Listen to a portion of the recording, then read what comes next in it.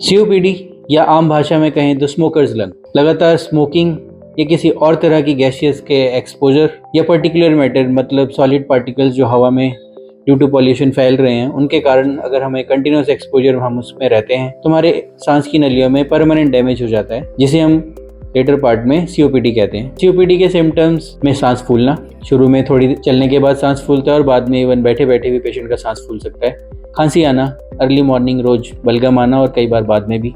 Wheezing, whistling sound सांस लेते हुए, ये कुछ सिम्टम्स हैं जो पेशेंट्स में कॉमनली आते हैं। सीओपीडी जनरली ओल्डर एज की बीमारी है, बट बिकॉज मेट्रोज में जैसे पॉल्यूशन बढ़ रहा है तो अब अर्ली एज में भी ये बीमारी आने लग गई है।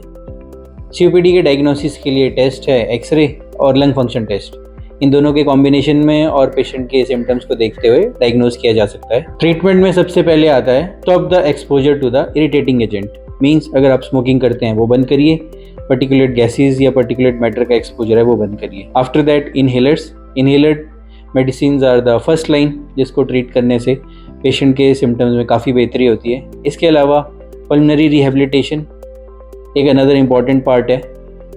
Along with that, vaccinations. Many vaccines are available which can reduce the worsening of the COPD over time, and that should be taken. So with all these approach, if you are taking your treatment well and with all these add-on therapies with a good healthy lifestyle, you can live a normal life even with the COPD. Thank you.